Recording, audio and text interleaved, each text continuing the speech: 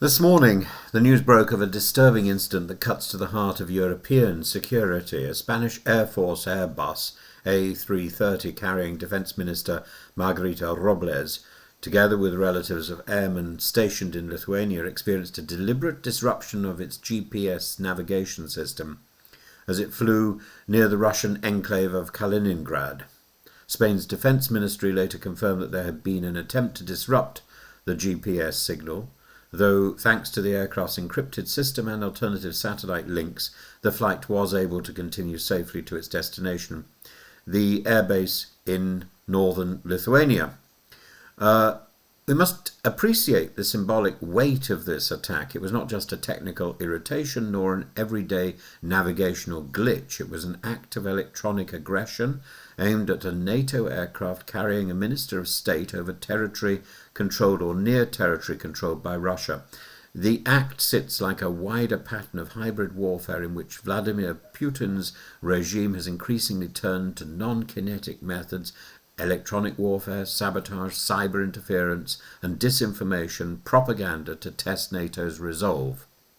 Consider the context. Just weeks ago, the plane of the European Commission President, Ursula von der Leyen, lost GPS entirely when approaching Bulgaria, forcing the pilot to resort to paper maps in mid-flight. Days ago, Copenhagen Airport was paralysed by suspected Russian drone swarms stranding 20,000 passengers. Finland and Estonia both accused Moscow of persistent jamming, which not only disrupts military navigation but imperils civilian aviation. What happened to Minister Robles is therefore not an isolated provocation, but part of a widening campaign by the Kremlin. And the danger is twofold. First, the practical hazard.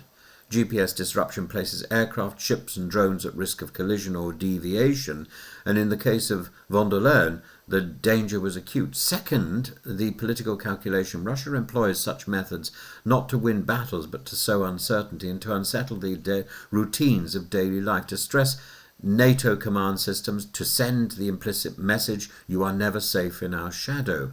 And of course, it does beg the question, why do we rely on things like GPS if they can be so easily jammed by adversaries? Spain's response has been dignified and firm. The Defence Minister, Robles, stood beside her Lithuanian counterpart and declared that under no circumstances will they break the will of Spain or the countries of the Atlantic Alliance. And the Lithuanian minister added that the threat is real and ongoing. Both statements highlight the essence of NATO's unity. Aggression against one ally, however subtle, is aggression against all. And we must remember, too, that the Spanish defence minister was travelling not only with aides but with the families of Spanish pilots deployed in the Vilkas mission, a mission which only last week intercepted 8 Russian aircraft over the Baltic Sea.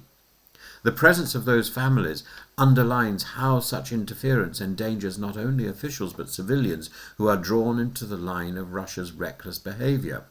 So what does this mean for NATO? It means that Article 5, the Collective Defence Clause, must be understood not merely in terms of missiles or tanks, but in the subtler realm of electronic warfare. GPS jamming may not yet count as an armed attack, but it is unmistakably hostile. NATO has already warned Russia that it will employ all necessary military and non-military tools to defend itself.